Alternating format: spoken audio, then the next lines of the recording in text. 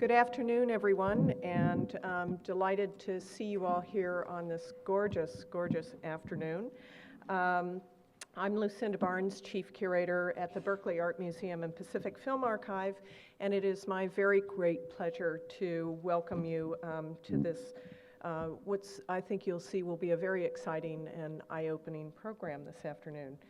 Today's symposium is occasioned by the exhibition, What's It All Mean? William T. Wiley in Retrospect, an exhibition that has been organized by the Smithsonian American Art Museum and curated by their senior curator, Joanne Mosier, who is here today. Kudos to Joanne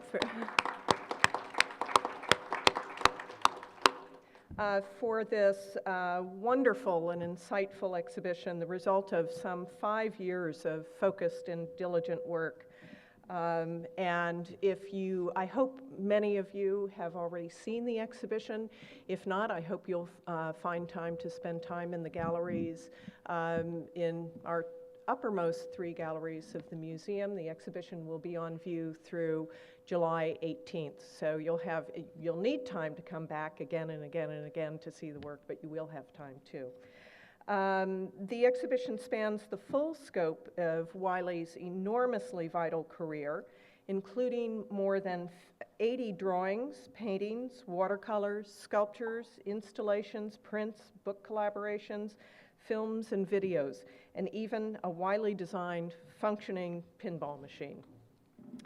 The exhibition is a wonderful freewheeling ride through the nooks and crannies of Wiley's witty, idiosyncratic, and sharply critical imagination, while holding up a mirror to American social and political life over the past half-century.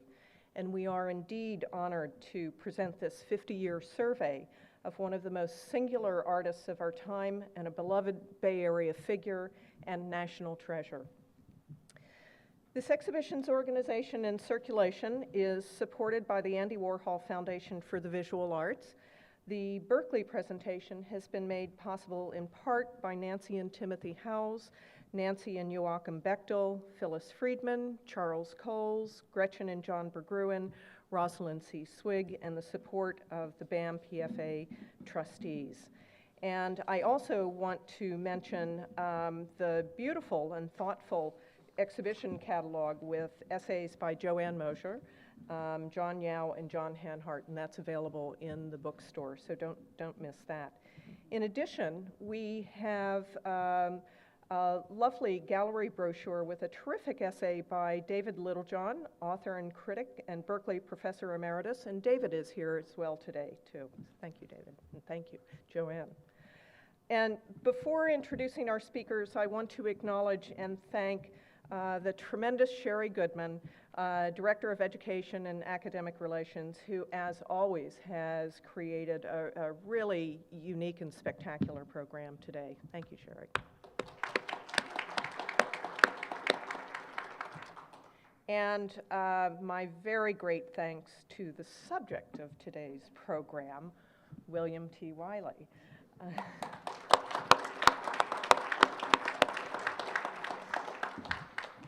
It is such an honor and delight to fill so many of our galleries with your absolutely incredible work. Thank you. Thank you, Wiley. Now it's my pleasure to introduce our highly distinguished and delightful symposium participants. Individually and collectively, their presentations promise to contribute an ever-growing appreciation of the importance of William Wiley's artistic achievement and his place in American art. Each will speak for 20 minutes, followed by some time for all of you to ask questions, a question and answer period. So do think of questions as we're going through the different topics, and you'll have a chance to talk with the speakers afterwards. So I will introduce everyone all at first and then let you go and come up and speak. In order of presentation, to my immediate left, Jock Reynolds is currently director of the Yale University Art Gallery.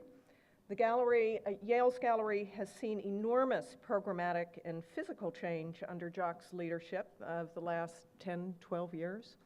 Jock has led extensive renovation of the historic buildings that comprise the Yale University Art Gallery, including the beautiful and the beautifully renovated 1953 Louis Kahn building. Although based on the East Coast for the past couple of decades, Jock has deep roots and continues his ties here in the Bay Area, where he was co-founder of New Langton Arts in San Francisco, and where he served for 10 years as professor and director of the graduate program at the Center for Experimental and Interdisciplinary Art at San Francisco State University. Jock is also an artist. Gave me an idea for an installation today as we were walking through our concrete building. He earned his MFA from UC Davis, where he was a student of Wiley's and participated in all three of Wiley's experimental interdisciplinary performance, Out Our Way, presented at Davis in the 1970s. We're very appreciative that Jock has come from New Haven to Berkeley to speak about Wiley's contribution to the field of performance and to conjure those early years together at Davis. To his left is Bill Berkson, who many of you know, and is also a great Bay Area treasure and a widely noted poet, art critic, editor, and curator, and for many years associate professor in the School of Liberal Arts at the San Francisco Art Institute. He is the author of 20 books, pamphlets, and poetry collections, the latest of which is Portrait and Dream, New and Selected Poems, and the forthcoming Not an Exit. I also want to note his recent collaboration with artist Alex Katz for Arian Press titled Gloria. Bill's criticism has appeared in various leading art journals, including Art Forum and Art in America, where he is corresponding editor. Bill will talk about Wileys and his own formative cultural experiences, including literary influences on opposite coasts, in a presentation entitled Wiley and Bill. And to Bill's left, John Bebe, MD, is a San Francisco-based Jungian analyst with degrees from Harvard College and the University of Chicago Medical School. He is the past president of the Jung Institute of San Francisco, where he is currently on the teaching faculty, as well as assistant clinical professor of psychiatry at the University of California Medical School, San Francisco. John is a popular lecturer in the Jungian world, speaking to professional and lay audiences nationally and internationally on topics relating to the theory and practical applications of analytical psychology. His contribution on today's program is titled appropriately, and somewhat mysteriously, Hermetic Conscience in the Work of William T. Wiley. And Paul Schimmel, to his left, is chief curator of the Museum of Contemporary Art, Los Angeles, where over the past 2 decades he has organized an amazing array of important exhibitions, among them Helter Skelter, Los Angeles Art in the 1990s, Hand-Painted Pop, American Art in Transition, 1955 to 62, Sigmar Polka Photo Works, When Pictures Vanish, Robert Rauschenberg Combines, and the landmark exhibition Out of Actions Between Performance and the Object, 1949 to 79, each accompanied by a major publication.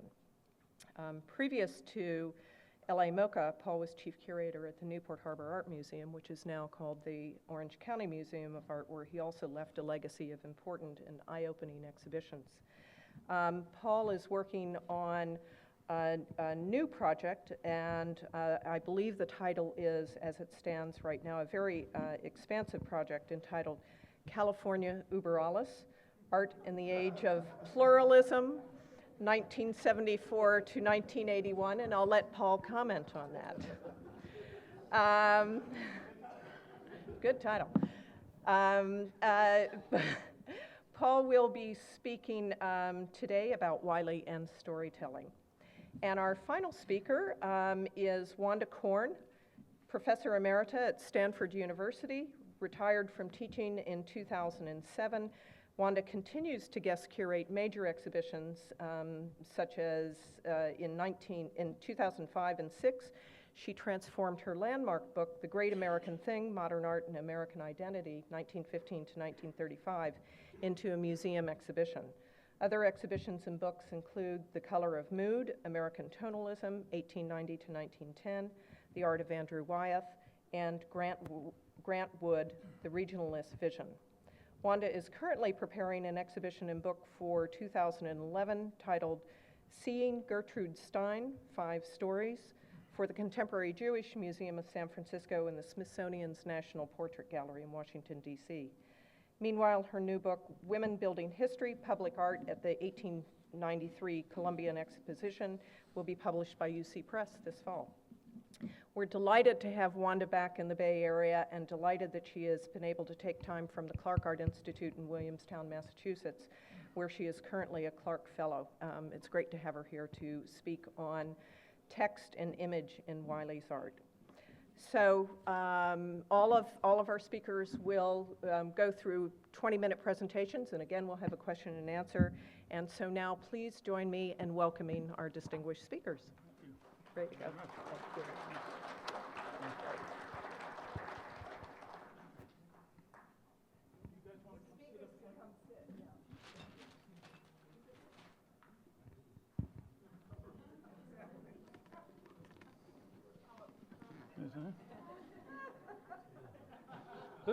This has something to do with what I'm going to talk about, and I'm going to leave it right here so you know why. Okay, I just want to say before I discuss this first work on the screen that I first became aware of Bill Wiley's work in 1968 when I was a student at UC Santa Cruz and was finally becoming very serious about art and thought it might be something that would be my life's calling. And Gurdon Woods, who had been the director of the San Francisco Art Institute for a decade between the mid-50s and the late 60s before coming down to found Santa Cruz's art department, had told me that my hometown of Davis might be a place for me to think of applying for an MFA program, and told me I better get up to San Francisco and see more of what was going on in the Bay Area and look at some of the faculty members who taught there, one of them, of course, being Bill. And so he was the first person to take me to, at that time, the Hanson Fuller Gallery. So beginning in 1968, I began to see exhibitions by many of the people who taught at Davis, whether it was Bob Arneson, whether it was Bill, whether it was Roy DeForest and others. And so when I arrived at Davis as a first-year student in the MFA program accepted for sculpture in the fall of 1970, it actually was the same moment in which this very institution was opening up, and the Hoffman Wing was dedicated that fall, I think the staff here knows. And I went to the very first seminar that Bill offered, and he was there. There was a guitar case in the corner of the room, and there was nothing in the room except a canvas, and it was this canvas, but without any of the things you see in the middle. There was, whoops, now why is this?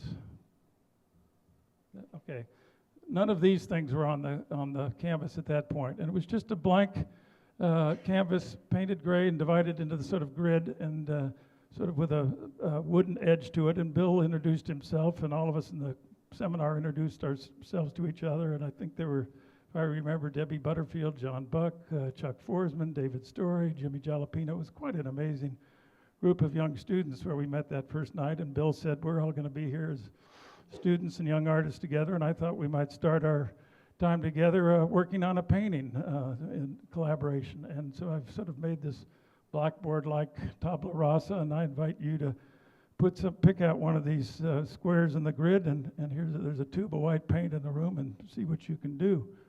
So sequentially, everyone took a crack at putting something up.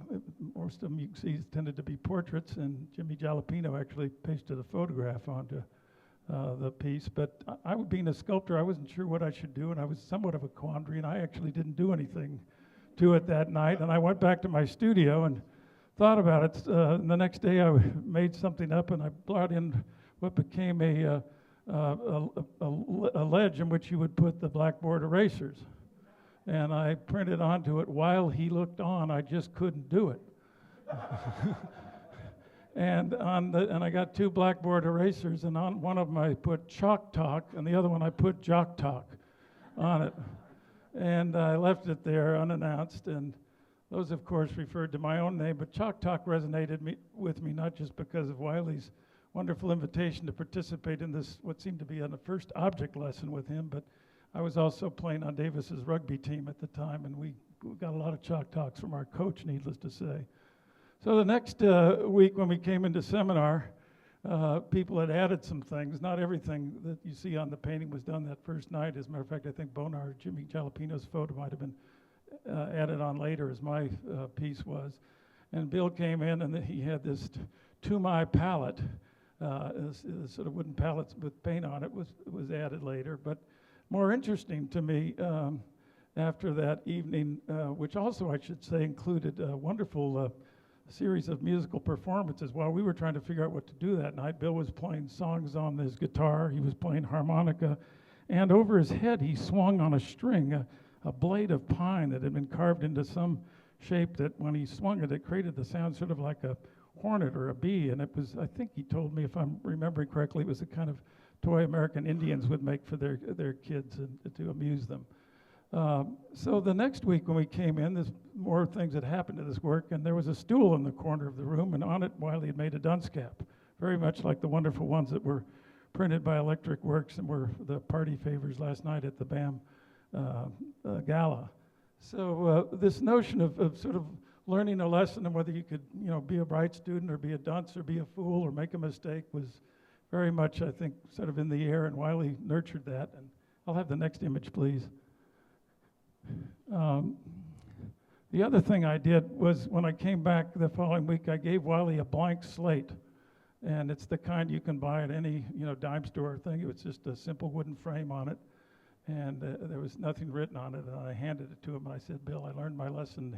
Here's something for you.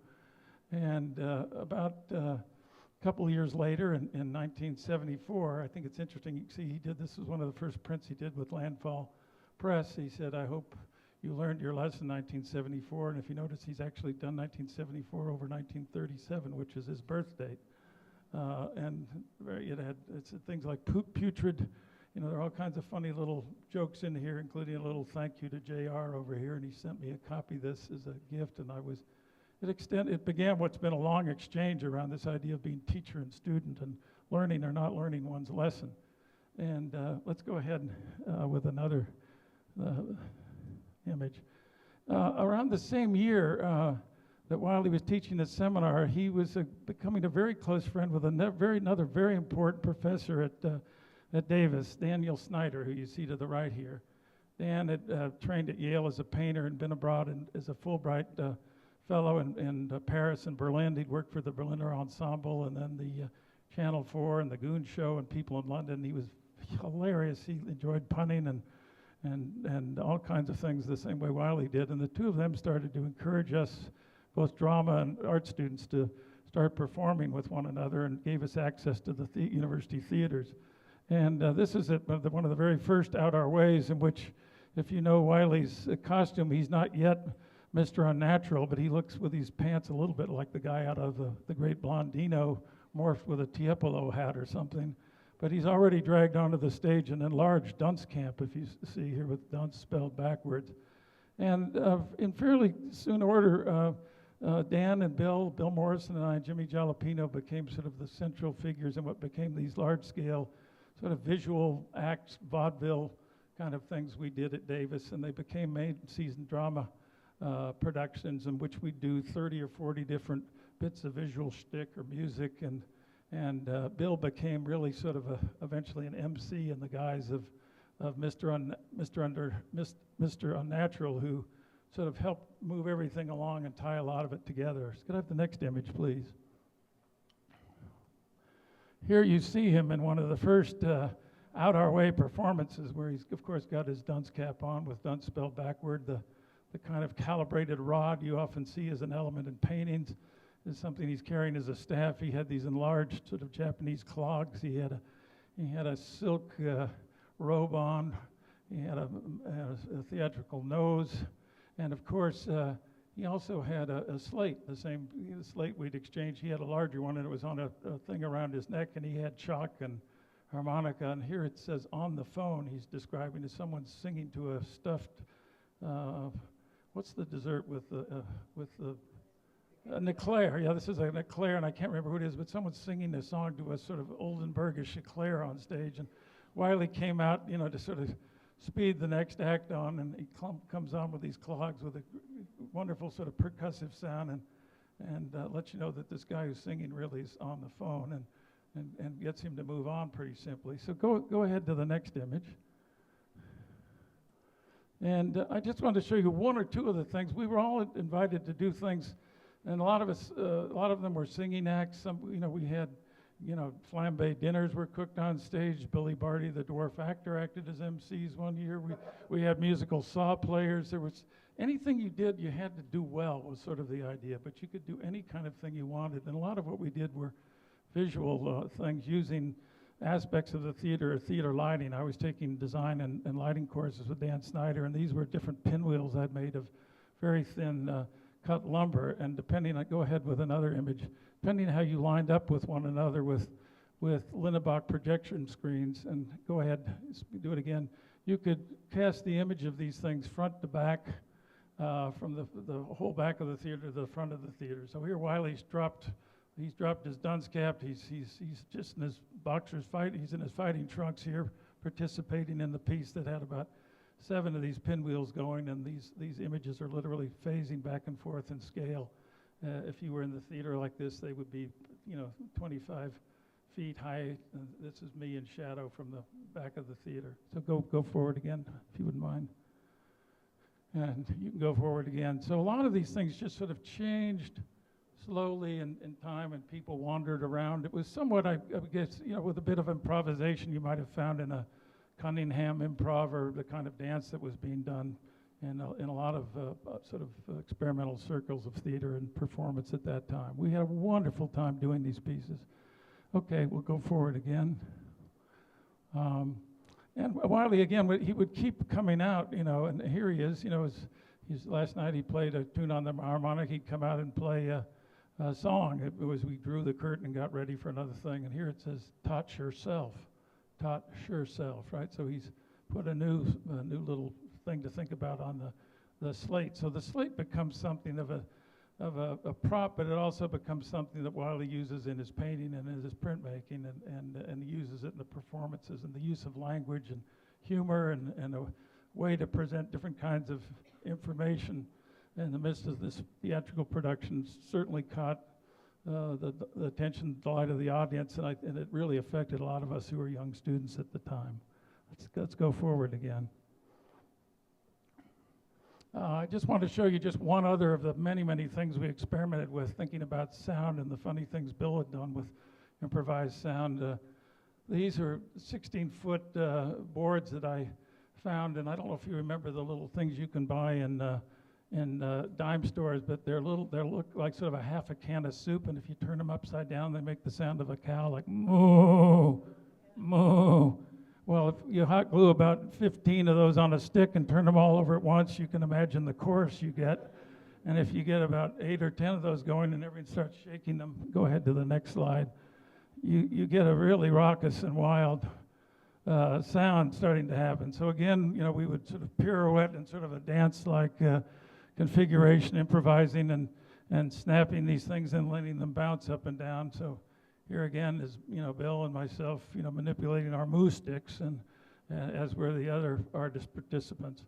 So these performances were full of these things where we were, frankly, just having a wonderful time, but, playing with sound, playing with improvisational theater, sort of dance issues, and then wonderful music, and always a lot of humor and good fun.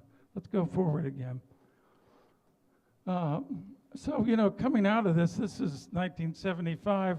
Bill and I have maintained now, God, Bill, it's been 40 years, I'm realizing now we've known each other, and there have been countless letters and notes, and many, many slates have been exchanged back and forth, and things back and over the years. So, all of you who know Wiley knows whenever you send something to him, you often get a wonderful note or postcard, or something comes back to you in the mail. So here he's tipping his dunce cap to me. Hats off to you, Jock. Thanks a million. It was great.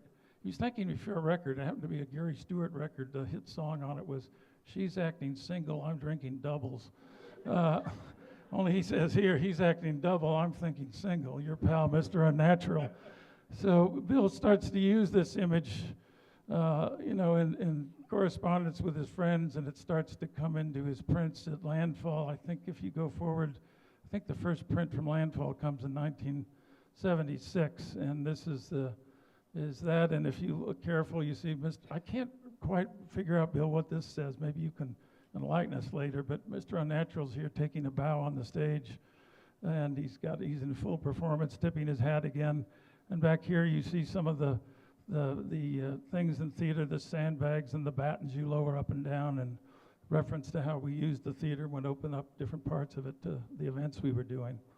And you'll see a beautiful drawing of Mr. Unnatural in full complex dance and action upstairs in the retrospective that Joanne put in. It's a terrific drawing up on the third, I think it's on the next to the top floor. I should mention that sea marksmanship painting is a gift of Wanda Hansen's up at UC Davis, as is the watercolor you just saw. So they're now permanently in the neighborhood for people to enjoy. Let's go forward again. So again, I don't know how many of you know these prints from Bill's from the 70s, but this figure of Mr. Unnatural starts to come into the work in a way that's, in some cases reference to the actual performance, the stage, but in this case he's doubling up Mr. Unnatural. And one of the things you'll see later is in the very back of the theater we hung a great big paper moon and a sun, and it twisted slowly in the performances. Snyder had painted one side of it and Wiley the other, and you'll see it come into play in a couple images later. So Bill's sources, as he often does, from many, many things, but the Out Our Way performances and the Mr. Unnatural figure really started to work its way into his artwork, and this idea of the dunce and learning lessons, and whether you can be foolish and learn at the same time, and be serious and not so serious all at once, is very much something I've thought a lot about. As Bill's example as both artist and teacher. Let's go forward again. And here's another different version of more advanced state, multiple colors.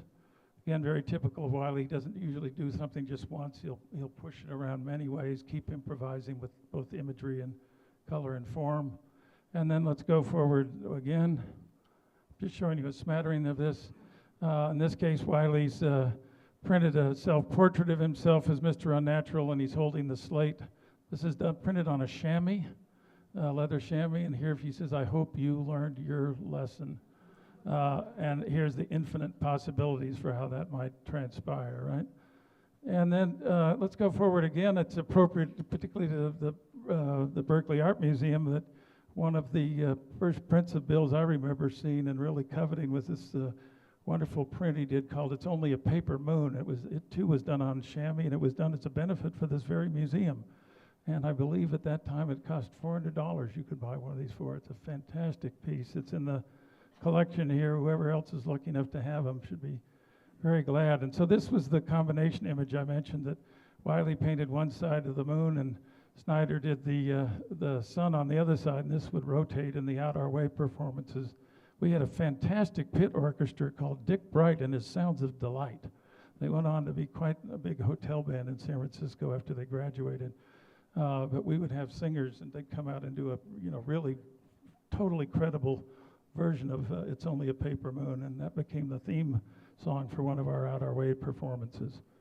Let's go just to the last image. I want to be brief so we can have some time to talk, but as I mentioned, this now, Bill and I have been friends and exchanged things for 40 years. This was a wonderful one of the slate pieces he sent me in 2002 when he got very active with reworking the slate pieces and publishing a lot of them again with Electric Works, and did some wonderful portfolios and watercolors. And so again, I wish we could learn our lessons, and again I had a wonderful thanks to me for the kinds of exchanges so we've had over these years. So all this relationship with Wiley, both in visual terms and performing, I have to say, has been filled with a great sense of friendship and also a great sense of it happening over time. And if you look at this and you think of how the world has spun around in the 40 years we've known each other, Bill, I love the way you've inverted both dunce caps to make it like an egg timer, the time that's gone in between is wonderfully sort of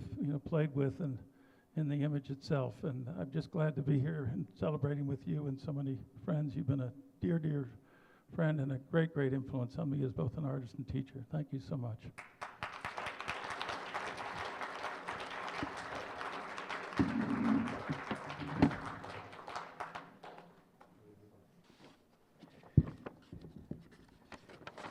As Lucinda told you, Wiley and Bill,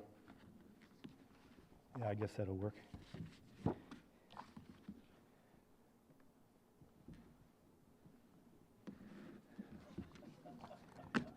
Figure it out. I'm not going to identify these images. If you want to know what's what, I'll tell you. Oh, in one case I will, but otherwise it's pretty much obvious, and you can ask later.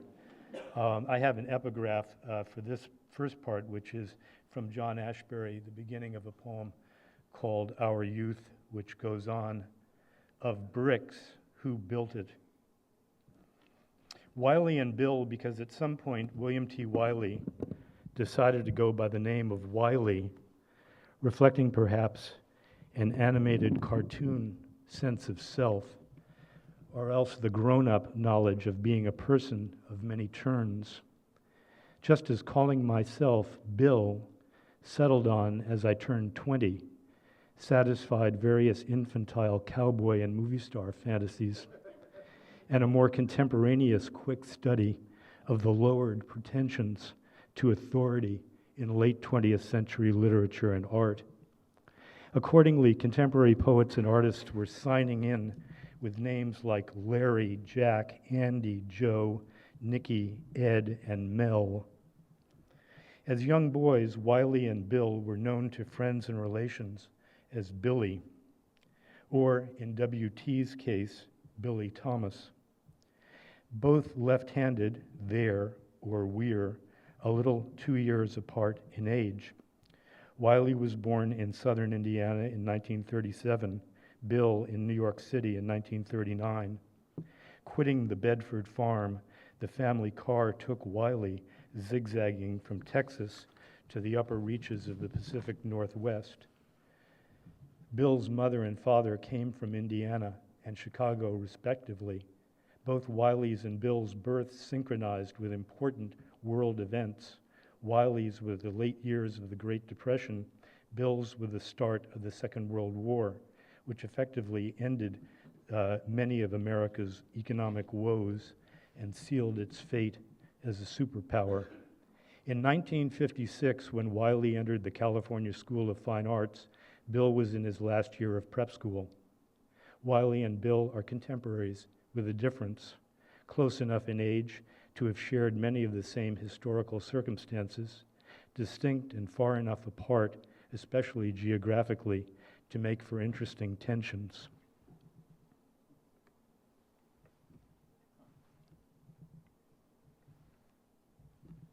Actually, that should have happened sooner. The first works of Wiley's I was ever conscious of seeing were in the Hanson Fuller Gallery on Grant Avenue soon after I arrived here in 1970 by a solid gold rental car from New York. I had begun living in Bolinas, and although an art world dropout, I maintained enough interest in what visual artists were doing to check out the local scene. Looking around, I felt a respectful distance, mutually standoffish, really, between the art I saw and my New Yorker's sensibility. Looking closer, the respect on my side lessened somewhat because there was an exotic element I couldn't at the time get past. Feathers, I thought. What kind of thing is that for a grown man? It took me about 10 years to get past the feathers, and another 5 to appreciate the richness and big-time pertinence of Wiley's art. A lot of that depended on learning to read the Northern California landscape and seeing how attuned to it Wiley is. 2 other epigraphs from Willem de Kooning. You make a little culture for yourself, like yogurt. And the other is Play-Doh or comic books. I'm versatile. the Lawrenceville School yearbook book motto inserted by the editors under my senior class picture, 1957.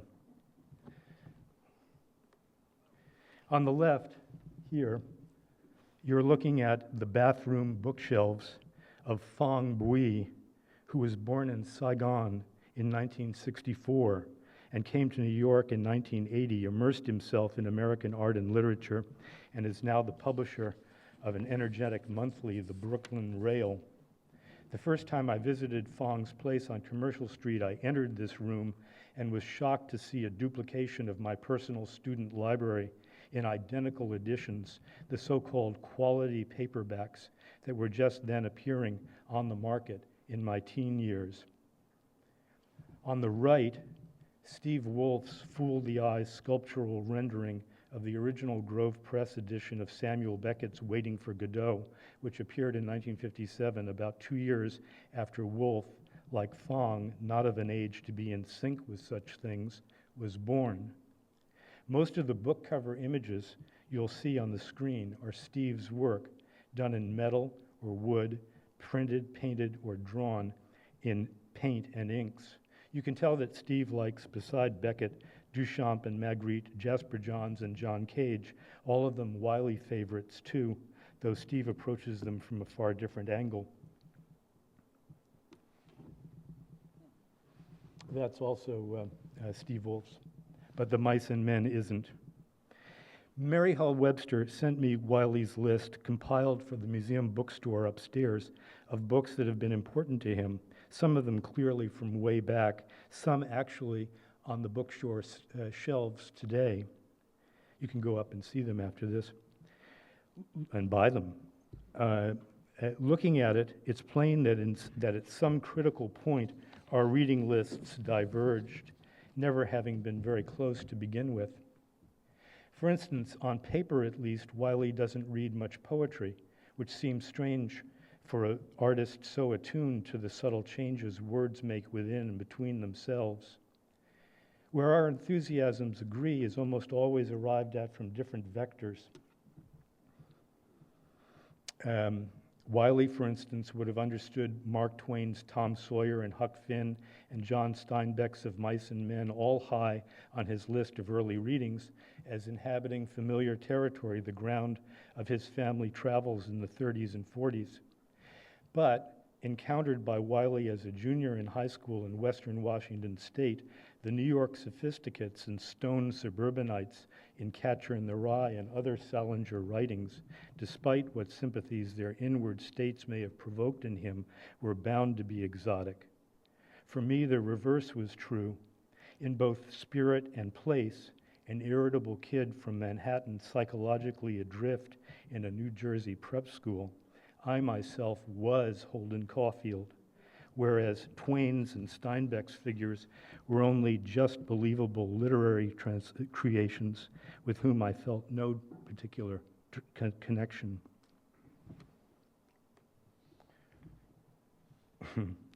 Wiley's family life involved listening to pop and country western music on the radio and singing.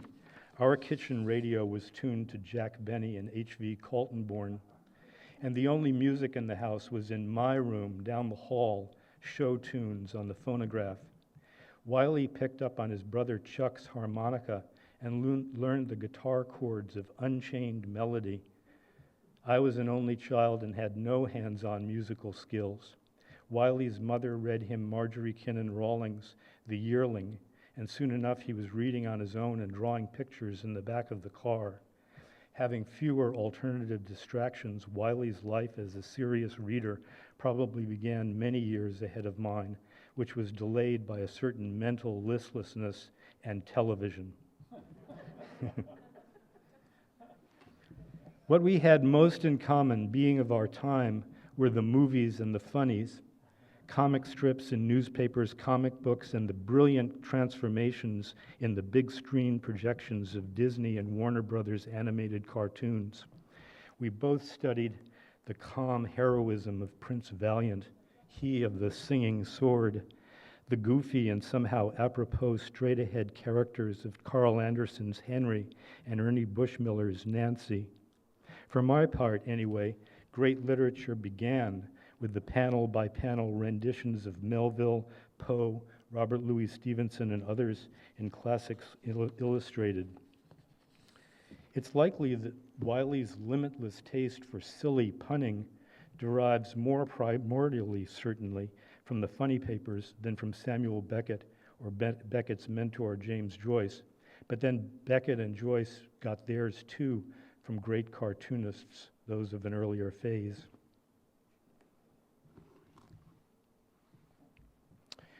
For people our age, known early on as the silent generation, silent because literally inarticulate, stunned so by the discrepancies of our comfortable American world and its enormously pronounced lack.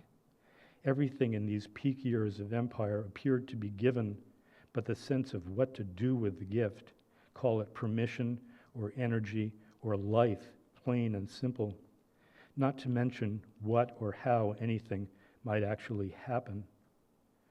Advantaged adolescent confusion thrives in that gap between wanting to be someone and actually doing something, the obvious mistake being that often the sequence is at first perceived sadly backwards. Where it comes from, an instinctive ethical drive, or in Robert Creeley's more telling phrase, a small boy's notion of doing good, is anybody's guess. I mean the feeling that wells up when a child perceives even the slightest show of cruelty or the ostensibly unjust. For me, political awakening somehow occurred unbidden, as far as I can recall, by any hints from either elders or peers, with the so-called police action in Korea and the Army McCarthy hearings as they were broadcast on after-school TV. Wiley says that for the most part he was unaware of political issues, save those of, quote, nature and broken treaties, i.e. the politics of land use and the circumstances of indigenous peoples pointed up by his high school teacher, Jim McGrath, in Richland. Wiley's father wanted him to be an engineer. My parents were both professional writers, but my schooling with guidelines like the pursuit of excellence was more directed towards achievement in the upper echelons of business or masterminding the CIA. Nevertheless, our high school and college years spanning the 50s to the early 60s happened to coincide with the best and last hopes for a truly liberal education system with strongly democratic repercussions. The GI Bill had already changed American culture irrevocably. Wiley remembers the seriousness and commitment of older students benefiting from it at the Art Institute, as they did at all sorts of institutions, whether Harvard or Reed or Black Mountain or Hans Hofmann's classes, a history that really needs to be told. Prior to college, if you were lucky, you had at least one modernist classroom teacher. The required accoutrements were a good library and a great record collection, adjunct to a large scope for what had been happening in the world over the past 40 or so years, exactly what the official curriculum avoided.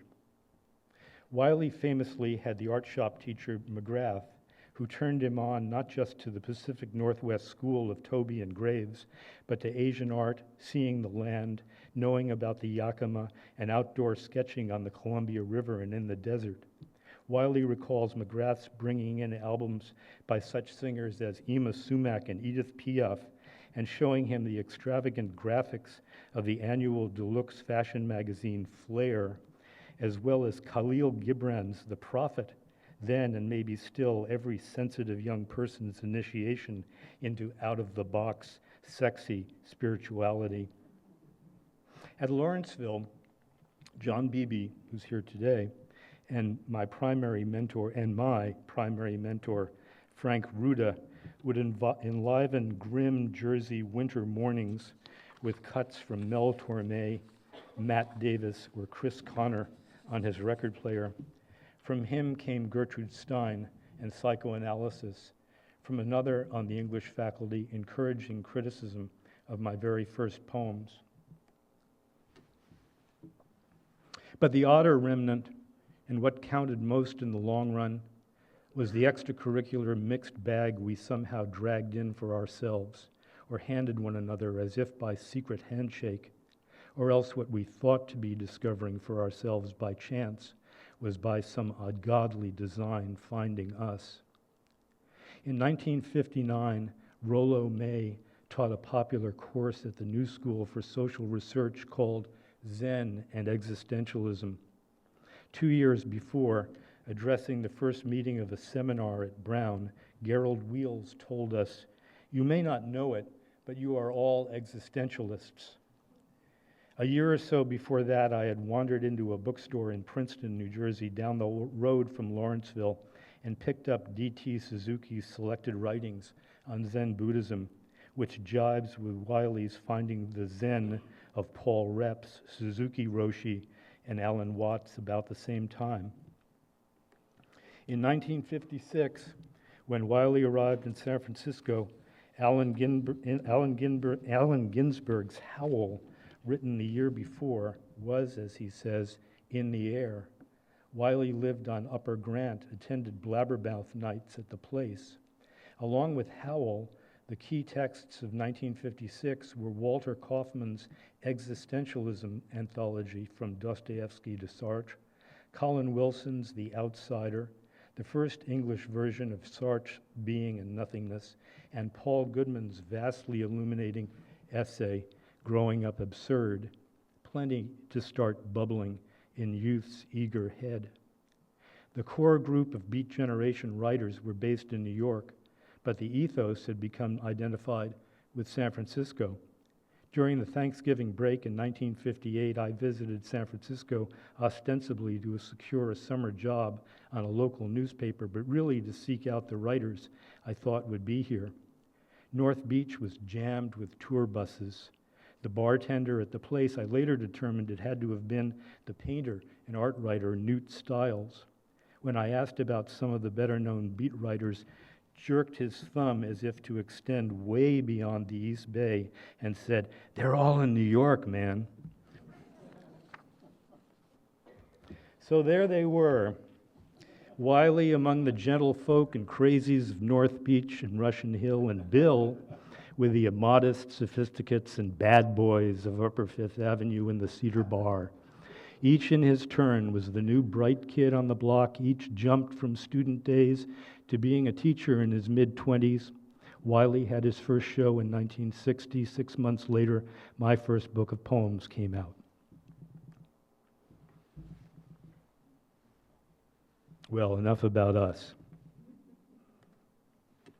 In Wiley's works, you can feel the world settling into its cracks, but also a buoyancy that allows the world to, more or less expectedly, go on. Thus, when Bill Wiley addresses a situation, large or particular, a glance at the land around his house or front-page news, as the case may be, I tend to trust his sense of it because, firstly, it is a sense and not a reckoning in line with some preset agenda. One quote that seems especially appropriate here comes from that book of Paul Goodman's I mentioned earlier, Growing Up Absurd. And since it's about Taoism, something that Wiley's dear old Lao Tzu would appreciate. The quote, "Tao teaches the blessedness of confusion. Tao is not enlightened. It does not know the score. Surprise is possible again. Confusion is in fact the state we are in, and we should be wise to cultivate it." Finally, in a discussion of what Goodman very broadly calls faith, he says with a conviction I feel comfortable ascribing to our honored guest, "Sympathy with suffering and the feeling for social justice are quite genuine in our country. We are empirical and experimental. Although the official spokesman and the mass media present an impenetrable front, the speakers are confused persons and quickly betray it under personal questioning. For all the foolishness we are bombarded with, Americans are not stupid. We have a saving sense built in, just like other peoples.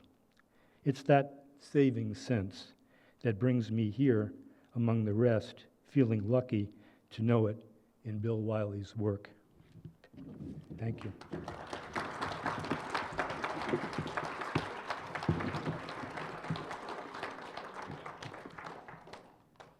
I'm going to give you a relief from the screen and watching images. This is going to be a verbal interlude, and I feel justified because Bill Wiley has done so much with and for the word. I think you can tolerate seeing the images that I'm referring to for yourselves and concentrating on what I do best, which is just talking to you about psychology, which is where I come from. And specifically, my title sort of says it all, Hermetic Conscience in the Work of William T. Wiley. Now, in what Bill just said, there was, and it's wonderful, by the way, to have that history returned to us. He and Wiley and I are all of the same generation. We're all, I think it's accurate to say, in our early 70s now, and we were all born in the late 1930s. And that makes us not exactly boomers. We have a different, we came from bust, and yeah, boom was on the horizon, but there were other issues for that generation. And the mystery that Bill talked to is, where does that instinctive ethical drive come from? What is that thing that stirs conscience in a person, and in particularly an artist? I think it's fair to say that we have had artists, great artists, who are not particularly troubled by their conscience. I would think of Caravaggio, for instance. And you don't get any better than that as an artist, but my generation has seemed to see a generation of artists for whom, as I once put it in something I wrote, the ante has gone up. And after Hiroshima, after the Holocaust, one of many Holocausts actually, it's been pretty hard to not think about what the image one is putting out is doing. And so there are plenty of images that were just fine in their day that we've had to be worried about because of their potential impact, where that goes, where that leads. And so in that sense, the ante went up. It became harder to simply mount the stage and become yet another hero in the long list of those who've unwittingly done a lot of harm to the world. So where did that instinctive ethical drive that burned at us and pushed us come from? And I was thinking about being born in the late 30s, and what I realized is that all of us were babies. The three of us were babies. Maybe you too, Jock. I don't have your time frame right, but we were babies when America was not at war. So our earliest memory was of that, of not being at war. Someone in my office who has problems with stress, as so many people who see me do, was saying, "There's no peace," the other day in my office. And then she said something absolutely wonderful, and she said, "And how could there be? We have 2 wars going on right now. How can people act as if that's not happening?"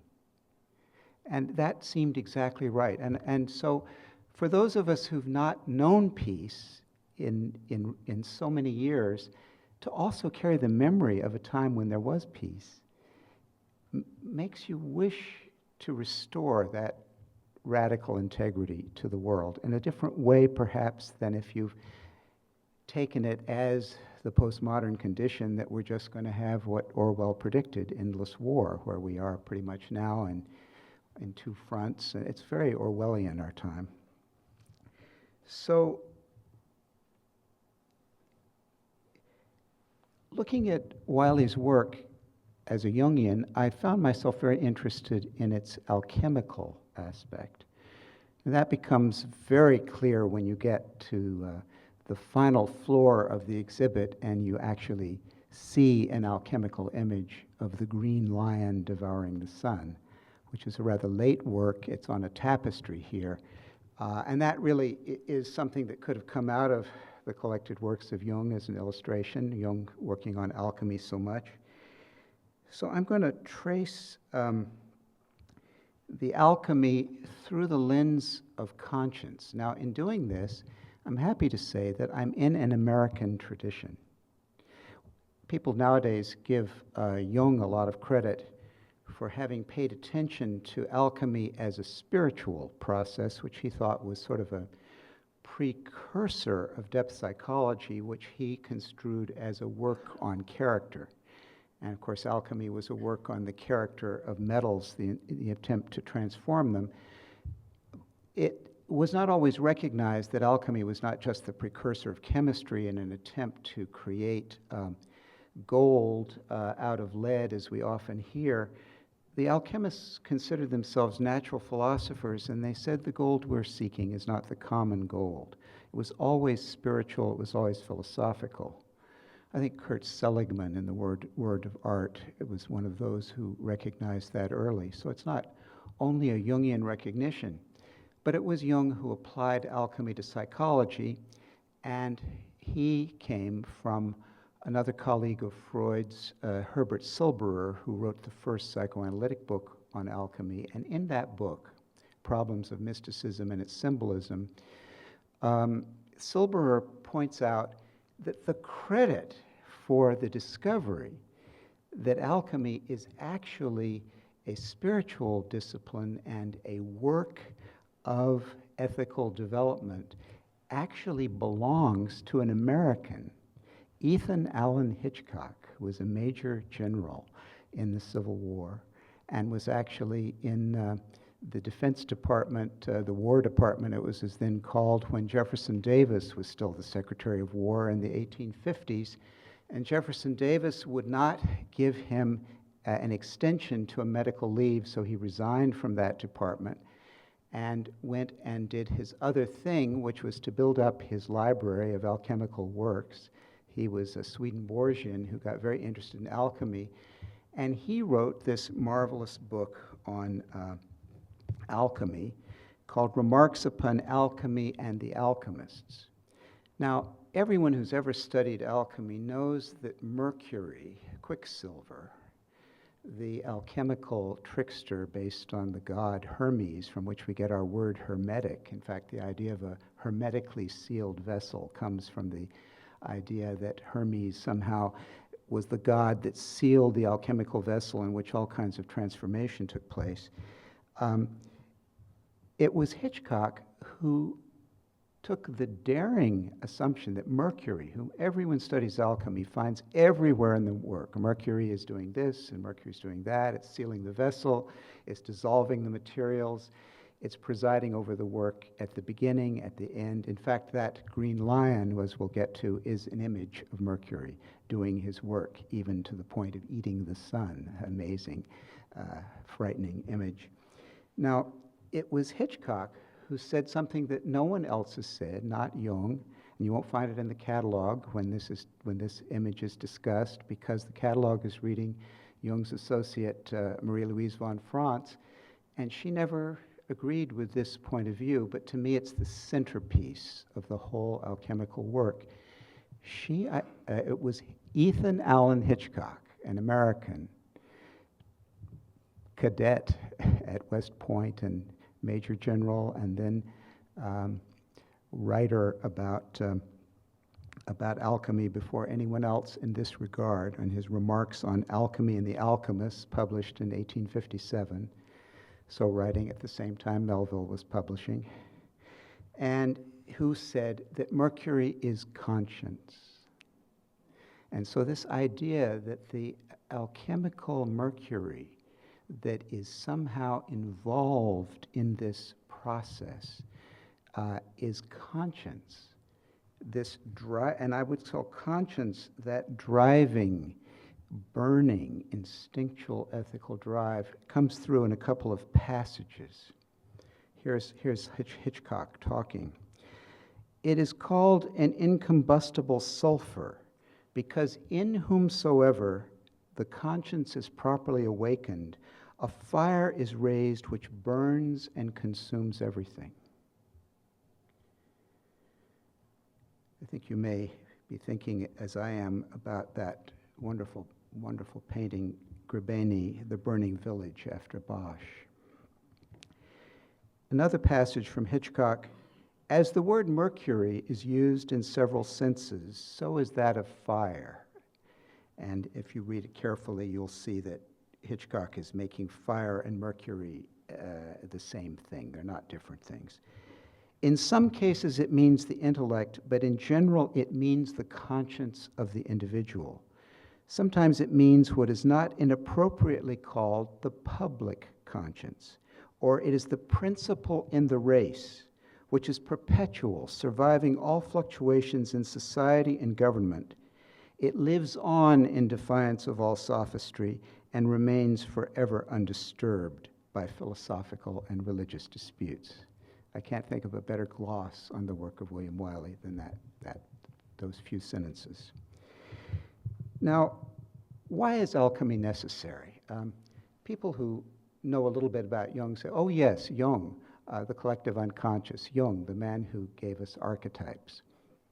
I hope Jung will not be known for that. At the end of this talk, I pray he won't. In a way, it's kind of obvious that there are archetypes. People argue still about the theory of the collective unconscious. A wonderful professor, probably the world's expert on esotericism, Professor Antoine Favre in Paris, once said to me with impatience, the world behaves as if there's a collective unconscious. That's the end of it. You see, that's the end of it. So the issue isn't archetypes. Archetypes are extremely easy to see. What's interesting is what we do with the archetypes we have, or that have us, as Jung would say. What's interesting is the interest in alchemy, because alchemy becomes necessary when the archetypes we have no longer serve us. That's why alchemy came up in the first place, because in the ancient world, there was this belief in Heim Armene, the compulsion of the stars, the belief that your astrological chart absolutely controlled your fate right up to the time of death, and therefore all the interest in how to redeem oneself from that, and then the brilliant idea through the theory of correspondences, as above, so below. The stars have their earthly counterparts, the metals, and if we can remix the metals, it's as if we're remixing our horoscope, changing our fate, and releasing ourselves to some degree. So the idea that alchemy came up in that way to kind of get us out from under. Now, what they found gradually, both the alchemists and those of us who try to practice alchemy in our offices as Jungian analysts, is that fate is character, as Hardy says, and character doesn't change that much as we would wish it would. But what can get distilled, the tincture that can get distilled, that can really change a life, is the integrity with which we meet those materials, those common materials that we have, that original problem. So we can say that we can change our attitudes towards some of the archetypes that we are pretty much destined to carry. And I do see in Bill Wiley's work a wonderful narrative journey of somebody working on certain archetypes that were given to him by his circumstances and his time conditions. So of course, like Bill over here, I will read my Wiley into my biography, but I can certainly see certain common elements. Being of that generation that benefited so much from the greatest generation, that won a major war and gave us prosperity. We had the luxury to think of other ways of supporting ourselves than perhaps our fathers did, and we became critical in different ways and at different times of some of the choices our fathers made. Now, I know that Bill Wiley's father worked in relation to the nuclear industry. My father was an officer in the Army and responsible for propaganda for the Vietnam War in the late 60s, so we belong to that generation which had to rethink our fathers. And rather early, there was the development in us of what could be called, at least as I read it in myself, and I must say, see it in some of Bill Wiley's work at least, a purity trip going on. We were going to be the pure generation. Now, the Jungian way of putting that is it's the puer generation, P-U-E-R, which means eternal boy or eternal girl, puer eternus. And so for us, that purity becomes a problem, the wise child. Now, one solution is, of course, in one of Bill Wiley's things, is simply to hide that knowledge. You see, hide, and then one can somehow be the one who knows. But he has a lovely character that he develops called Zenri, which is based on a comic strip that I saw as a child too, a cartoon, Henry, which is an absolutely delightful, delightful cartoon, which has a little bald boy who is, the original cartoon shows a butcher shop with a man holding a meat cleaver saying, "Boy wanted," and the little boy is hiding, trying to get away with his bald head. The bald head is sort of an image of a wise child, and it does represent the move into a form of purity. Now, this is what Bill Wiley says about that in Dwelling and the Pure and Infinite, which you can see in the first gallery of the show, a watercolor and ink on paper. If you are really living right and you consider what's left, if you've really found the pure way to live, can you make it without comparisons? They used to come in like fresh supplies, ideas about who was messing the place up. And with each defeat of the unpure was purity war that much more. See, he doesn't need to read poetry. He's such a poet, he doesn't want to ruin it. It was getting so clean it was hard to breathe. It was getting so clean it was hard to breathe. But you could always blame that on the altitude if you needed a reason. So the trickster, the alchemical trickster, is needed to bring us down from that purity. The dirtiness of alchemy, the rot, that's one of the things we need to get over. We need to get over that marvelous purity which frees us. Now,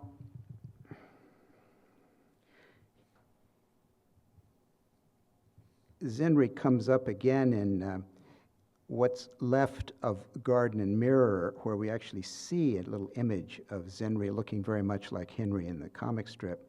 There's old Zenri sneaking in the garden, even can slide through like a blue shadow to make him stand out even more, suffering the usual handicap. Species, believable only because it's certainly unreal in the perfect space and only a screen test. Why, there's no margin for error, sneaking out of the garden, even, just in, even and out, even, and age after age, follows character straight to a small plateau and a gateless gate. Go load up the boats. Let's look for land and take germs along to protect the plan. Now, one of the things that Mercury is trying to get out of the metals is germs that make a difference. Alchemy is a kind of rot out of which we get something in the shadow that can actually do something with the other archetypes. Now, that man with the butcher knife who's going after Henry is a pretty good Saturn image. It's a pretty good image of the other archetype that was such a problem for people of our generation that pushed us all into the puer problem if we could have the capacity to go there. It was the extremely brutal old man of power and the darkest, most negative side of patriarchy, the father archetype, so forth. Now, one of the things we have seen in our time is an attempt by the cynics to work in tandem with the trickster to prop up the hero archetype. So having had the greatest generation, we couldn't let it go. And particularly in recent years, we've seen an awful lot of that cynic's trickster. It's interesting to me that Wiley has recently illustrated Don Quixote. I cannot think of a better subject for him or a better artist for that book, because there you see Don Quixote and Sancho Panza as trickster and cynics propping up the hero myth for a Spain which isn't willing to let go of its heroic dominance, just as America today has had a tremendously hard time letting go of it, and we're under tremendous criticism of Obama from people like Romney that he's abandoning the attempt to keep us fully heroic at all times. So one of the pieces of the alchemy that I think is constantly with Wiley's work is in this direction. But he doesn't just content himself with mockery and punning and trickster tactics to make us look hard at how we're trying to hold on the hero. He does something which Don Quixote couldn't do. Don Quixote was manic. The one thing Don Quixote couldn't do was grieve over the loss of the hero archetype. It was just too hard for him. That was his madness. Now, I see Wiley's work as eminently sane, and he takes an entirely different approach to the cynics, which is, and to we have to look at Panofsky's work on Saturn and melancholy, and Durer's Melancholia, and to revalue melancholy as appropriate depression, that is, our ability to mourn. And I think that comes across absolutely beautifully in the detailed study from the bright side, where that black man is popping out of the tent with his pipe, and we see there a kind of introverted feeling that grieves and is able to grieve, which I find very, very moving. And there are several images which are quite beautiful. The one of the shadow of Franklin Roosevelt, for instance, comes to mind. They're particularly well-bounded images. They're like framed images that you would see perhaps at a memorial service. The School for the Americas is another one of those images. The school, of course, where Latin dictators were taught the American way of staying into power by the Washington government. And again, there's an elegiac mourning quality. And there, I think, we're looking at a very wise man who's not afraid to be incisive, who can bring Saturn's sickle into a sharp point and just say, look, this isn't good, and has the authority to say that. So not only trickster but cynic seem to come together in some exciting way.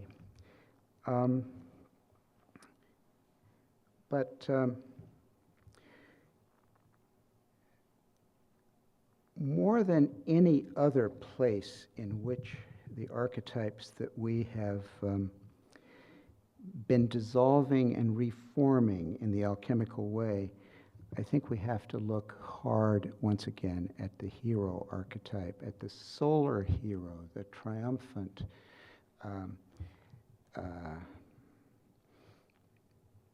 unreflected aspect of the Enlightenment. And there I do see the green lion devouring the sun as perhaps an image that suggests precisely what Bill Wiley's alchemy is really aiming at.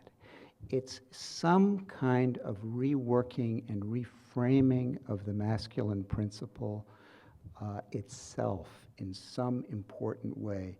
The most passionate discussion of this particular image of the lion devouring the sun that I know is in a book I recommend to all of you called The Black Sun, The Alchemy and Art of Darkness by a colleague of mine named Stanton Marlin. And he says, the devouring aspect of the lion is represented in an emblem that was first attached to a 16th century manuscript of the Rosary of the Philosophers, the Rosarium Philosophorum. It shows the lion devouring the sun with the blood of the lion issuing from its mouth. One writer equates the sun with the other alchemist's raw stuff, gold, which is devoured and dissolved in order to obtain the sperm of gold, the living seed from which pure gold can be grown. The idea is that the raw solar energy must darken and undergo a mortification process that reduces it to its prime matter. Only then can the creative energies produce a purified product. In this image, the sperm of gold refers not to the ordinary seminal fluid of man, but rather to a semi-material principle, an aura seminales, the fertile potentiality that prepares the sun for the sacred marriage with his counterpart, darkness, which is thought to produce a philosophical child or stone and is nourished by the mercurial blood that flows from the wounding encounter of the lion and the sun. The blood, called red mercury, is considered a great solvent. Now, all of this comes together for me, this ability of the hermetic, the mercurial, to move from archetype to archetype, to do its dissolving work and reforming work and take the good out of each archetype and find a new place for it in our lives and in our philosophies and in our religions without any cant and with a sense of irony and a sense of humor throughout in the wonderful Pun Ball from 2009. And there, each of us is invited to make our own experiment, to pull the lever and to let the ball hit whatever archetype it might want to. And for a moment, we enter the spirit of William Wiley. Let's take it all on. What does it all mean? Let's see where the ball falls. And then, at a certain point, it comes back, and the reminder, the wise reminder, comes up, the thing you can't see at the beginning, game over. Thanks. You never fully know where these symposiums are going to go. Into the unconscious, to memories of childhood, the things we share with the people we admire and as we grow up. And you realize that something very special about Wiley and his art and his practice. It could be called Wiley and Me, except it's all of you. There's something always very personal about Wiley. And I don't know Bill as my predecessors do in terms of the depth, but I owe a great debt to him. You know, I think each of us enter into Bill's work with our hearts.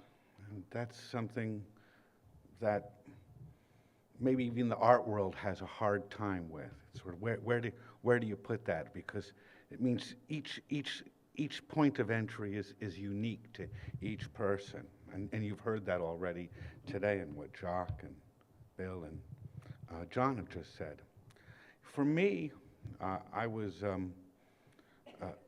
curator to be in my early 20s, and I was working on an exhibition that Bill's involvement was critical. I had come through a funny door into the art world, working in Houston, Texas. The first show I'd ever done was a Terry Allen exhibition, the Juarez series. And we all know Terry owes a great deal of debt into the dialogue, into the conversation he had with Bill's work. And as I had conceived of this exhibition, it was going to be the, quote, sort of more hardcore East Coast, word-oriented artists, the more conceptual word artists. And there was going to be the Texas contingent, which we sort of shared with Terry and people like Vernon Fisher, but by no means could you imagine a state more divided than California. Maybe a state that's still even more so divided. And Northern California was dominated by the language, by the puns, by the humor, by the generosity and the warmth of William Wiley. To do the show without Wiley was inconceivable, and my first door, unfortunately, was through Alan Frumpkin in New York, who wasn't all that encouraging. He knew I wanted Wiley, and that was just enough to keep him interested and delighted. Fortunately, I had the good sense to know if you push here and it doesn't work, you try another place, and that was my dear friend Wanda Hanson, who brought me together with Wiley. And I had an experience with Wiley very similar, with two completely different figures. Both epitomize almost opposing sensibilities, but of the same generation. And that's John Baldessari. And Wiley did something, fortunately, that was the studio visits, started up in Northern California earlier on. Wiley did something for me as a curator that he did for Jock as an artist. He did for a whole generation of artists, including people like I just mentioned, Terry Allen. He gave permission. He gave permission. You know, that's about the biggest thing an artist can do for somebody who's beginning their creative life. And he did it not by questioning, but by taking what you were saying at just absolute face value and saying, well, if you think of yourself as a curator, you're a curator.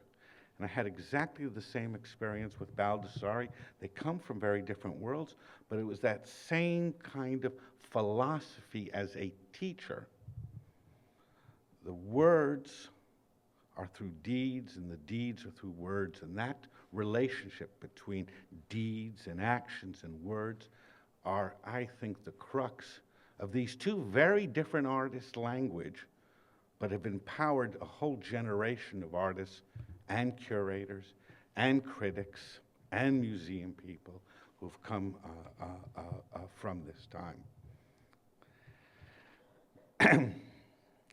You know, it was clear to me even then that there was a kind of vast abyss in how the art world looked at artists who worked with language and worked with words.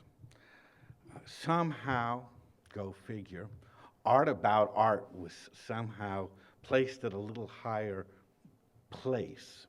Maybe it's easier to talk about, kind of rolls into the history of art more succinctly.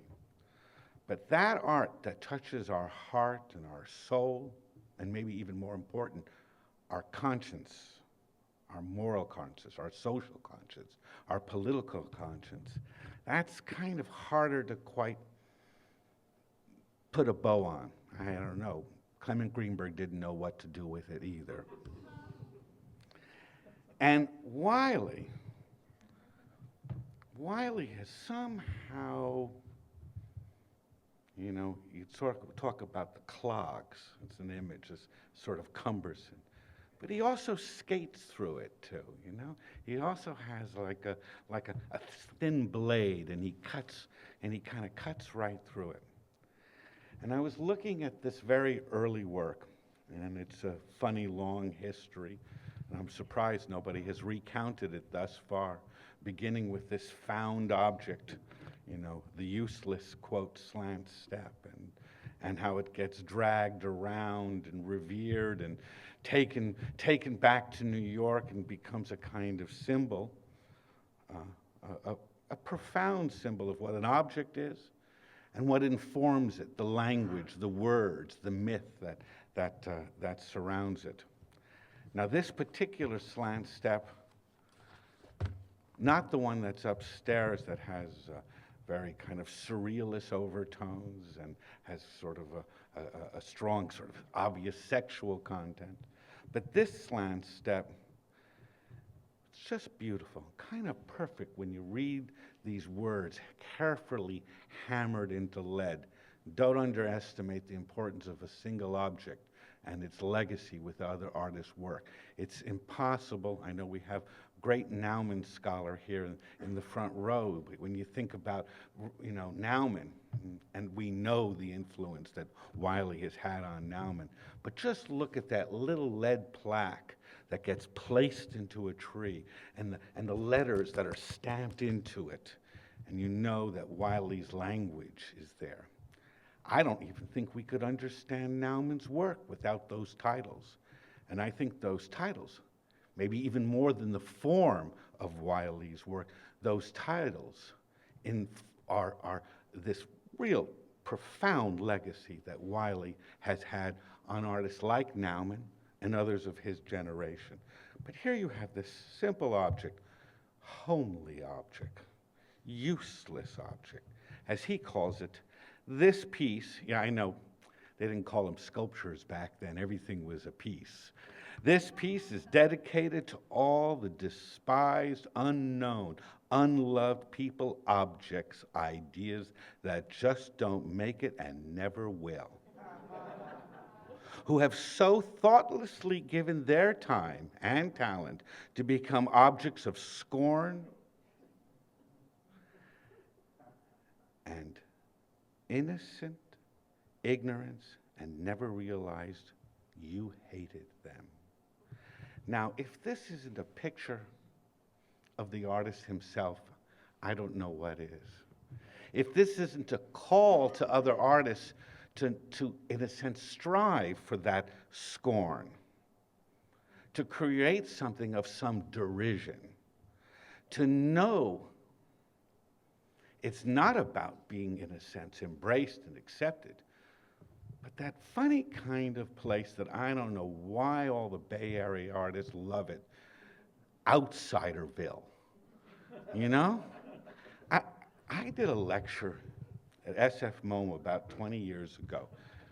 They couldn't find anyone on the staff who wanted to talk about Clyfford Still at the time for whatever reason. It was a little out of favor.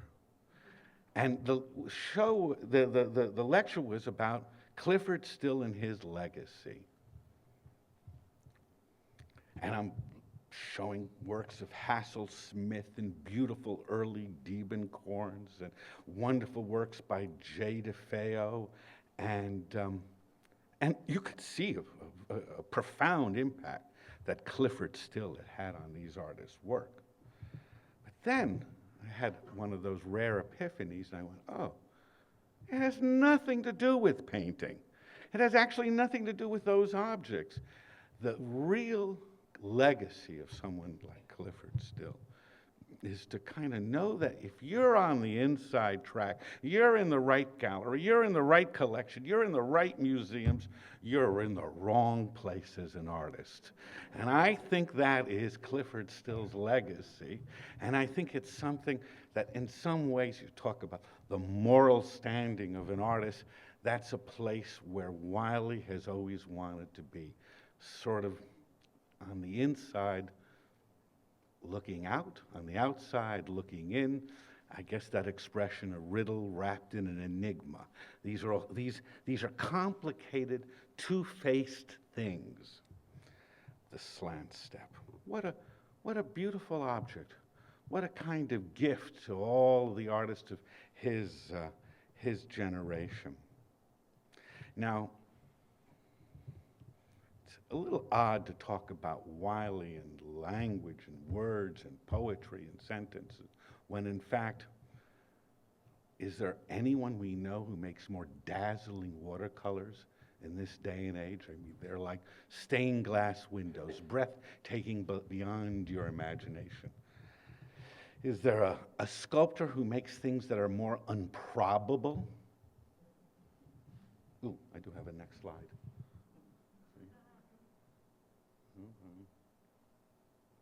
I'll find the arrow. Yeah, how do I just? Where's the arrow? Arrow's on the other one. There it is. That's it. Thanks. Okay, I said improbable sculpture. It's you know. Damn, Bill. This is like, you know, late 60s. Everyone's making these sort of massive, minimalist, super masculine, monumental sculptures out of galvanized metal and hot lead. And it just has kind of this huge sort of form.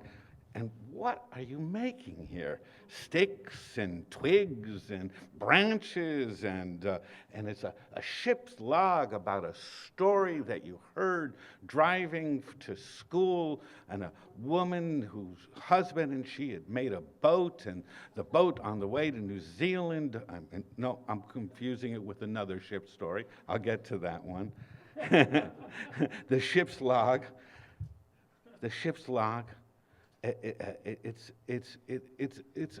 It's a kind of insane sculpture.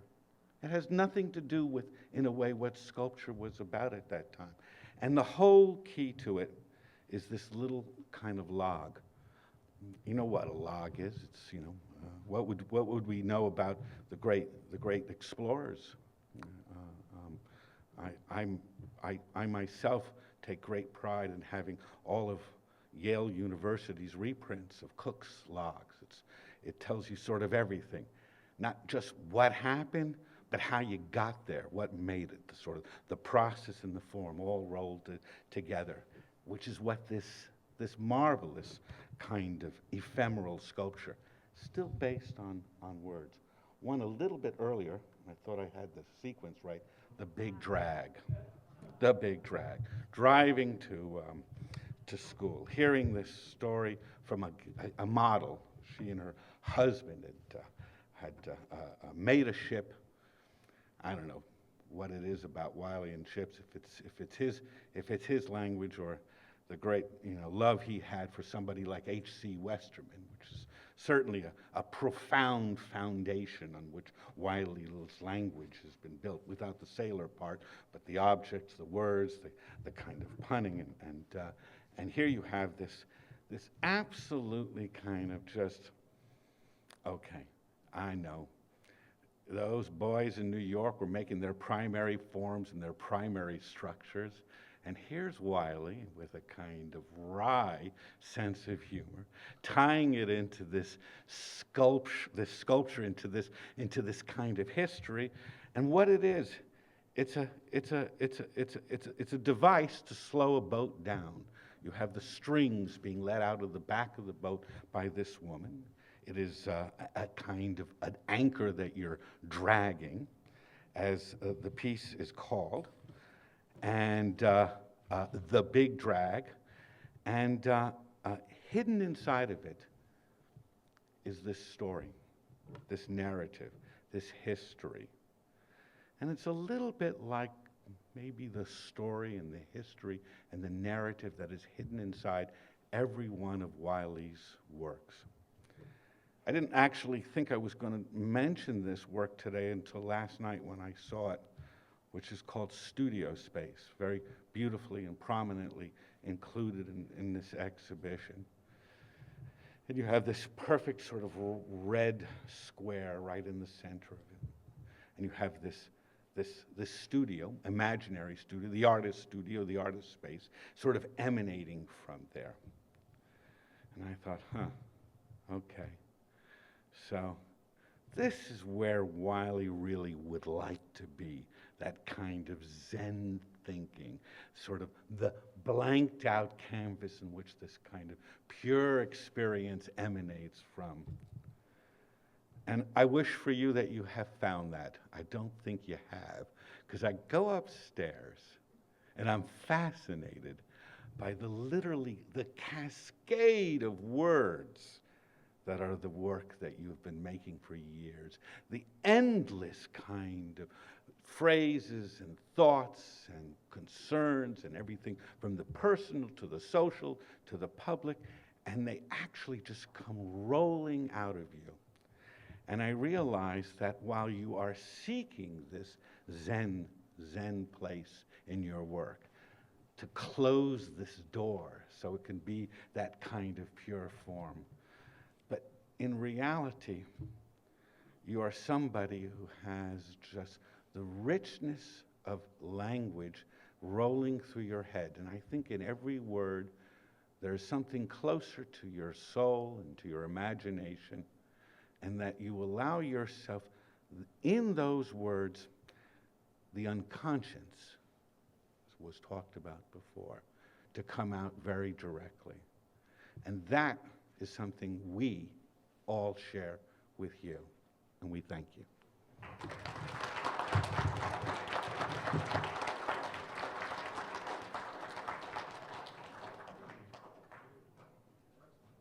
Great. Well, now I can't see you, unfortunately, but that's okay. You've got plenty to look at here. I'm delighted to be at Berkeley. Part of what I have to say is going to be a bit of going down a memory lane that has a lot to do with this museum. And part of what I have to say is going to echo what you just heard Paul saying, and throwing some pictures in perhaps to make the points, but we're going to be very much on the same wavelength, which is also something that often happens in symposia.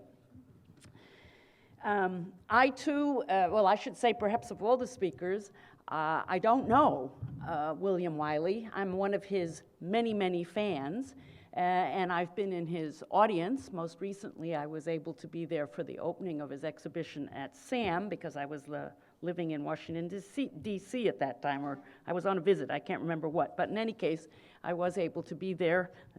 That museum is one of my favorite museums. I am a historian, art historian of American art, and the Smithsonian Museum of American Art is really the flagship of my particular art historical field. And it was exciting to see Wiley in that context, in the national context, as opposed to the regional context. Although, ironically, I'm going to argue for his regionalism today, even though I think every time people say it, he's a national treasure. I want to say, no. He's a regional treasure that also is a national treasure, but it's our Bay Area kind of, concern that regionalism takes artists away from the national picture, but I'm going to suggest that it puts a diversity into the national picture, and thank God for someone like Wiley, who doesn't look like New York, but like something else. The name of this show, which I think is terrific because it's part of that Wiley language, Wiley language. I don't know, something about his work always makes us all make rather bad puns. I'm surprised there haven't been more of them, but I took as many out as I could because I thought I can never do it as well as he can, but that is part of the inspiration that comes from looking at his work. And Joanne Mosier, who's with us, the curator from the show, chose this wonderful title, which comes straight out of a Wiley work. The Wiley work wasn't made after the name of the show, but quite the contrary. She found this palette, What's It All Mean, with a dripping brush in the middle of it. An open-ended question, existentialist question. Well, that's so Wiley in itself, that richness of language that Paul was just talking to us about. Today, though I am an art historian, I'm going to do two things. One, a bit of a walk down, as I said, memory lane, and secondly, what I might call an appreciation for Wiley's words, and a deep appreciation for his connection to the Bay Area. I always know I fly United Airlines. That's my where I get my miles, primarily because they go to the East Coast on a fairly regular basis, and I lived here for 30 years, and you got to show your loyalty somewhere if you're going to work with airline miles. And so I always travel cross country. And when I come in the United Terminal, which always these cross country planes land at the very last gates, the first thing you see, and I just did it 3 days ago, as you get out of the gate, out of the plane and through the gate, is this work high on the doorway that you have to pass through. And it is indeed, of course, a work by Wiley called Void, done in 1977. Well, let me suggest to you that this is the greatest welcome to Northern California. It just says to me, you're here. The open landscape, the mountains, let's just look at it closely together for a second, if I can figure out how this works. Oh, John, okay, got it. All right, I got it. Okay, so you have one of these wonderful, if you just look for a moment, the patchwork quilt, you have a lot of mountainous and verdant landscape that goes over here, and then there's a little town or village with a clock tower or church tower, signs of town life over here. It's both daylight and also nighttime, and of course this infinite amount of detail that we always assume, or we always encounter when we're looking at a Wiley painting. And of course the wonderful sensuous color. I know I'm in Northern California because Wiley's taking me somewhere in a very special way that I have come to associate with Northern California, or more specifically with the Bay area. And some of that association is purely personal, and I'll get to that in a second. Because indeed, Wiley's paintings are for me a kind of Proust's Madeleine, and they take me right back to Berkeley, 1970.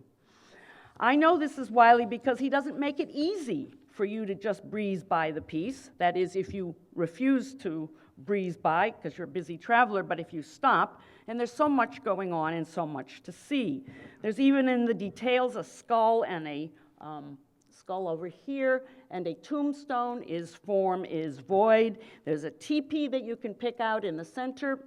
Oops, here we go. But also the silhouette, a blank space, a void of a teepee along the lower edge, and a number of other shapes that look both like native shapes of animals, twigs, and so on, that are still the raw canvas that you see along that very bubbly and active lower edge. And then, hanging over this pulsating landscape, the letters V-O-I-D, spelled out in his own particular kind of a textured letter, prickly white letters with edges that look like twigs, although sometimes I think they also could be barbed wire. They themselves, that is the letters, are voids. They're blanknesses in the landscape. They're white, just like the blanknesses along the lower edge.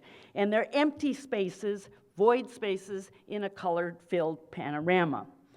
These letters, however, are not ordinary letters. They aren't smashed on top of the landscape. They're somehow rooted.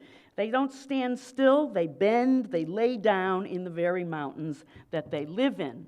And it's this intimacy between the letters, each one in itself a form, between the letters and then the word, a word so familiar, void, and then the painted landscape with all its rich pictorial information. It's really a packed panorama. This, for me, is the essence of a Wiley. And part of that essence are words that operate as aesthetic forms, and perhaps more my drive today, words that activate the painted forms. Words that in combination with images do a different kind of work than the way words on a page would do on their own. Words also that slow you down. If you're looking at a Wiley painting, you've got to get out of the fast lane. You can't look quickly. He's not a fast lane artist. He forces you into a mode of what today's been called slow looking, as in slow cooking or slow food. Anyway, words are my topic and the way they operate in Wiley's work. Words that inject humor, words that pose contradictions, words that are so familiar and yet totally defamiliarized when put in a Wiley context. For instance, here, For me, anyway, I look at void and I can't help but say to myself, contemplating the void. That's such a kind of familiar phrase used recently for an exhibition at the Guggenheim Museum. And what could be more apt for an airplane mural? Contemplating the void. You've just gotten out of an airplane where you have been contemplating the void for 5.5 hours, and you come into the airport, and there it is asking you to move into a different world and a different kind of void. Words that tease and confound you. They're an essential part of his poetics. They make you, the beholder, work in order to complete the experience of the sculpture or the painting. There are other words here, and I'm not going to work on them, but it's the line that's underneath the painting in itself. One might see, all have a lot in common after the dust settles. The glittering remains. You could unpack that. It's rich, it's like an axiom, it's like a truism. It's just another way in which he kind of pushes the viewer to think about what that might mean in reference to this rich landscape of which it's a part. And a rich landscape with the presence of the Indian and even the military. If you look closely, there's a little, hard for me to see here, but there's a little guy on his knee here with a musket or something. Is he right in here? Have I got him? Somewhere in there. Hard to see from this position. Anyway, what's it all mean? Now, the Proustian part. Wiley's work for me has very personal associations with Bay Area 1970.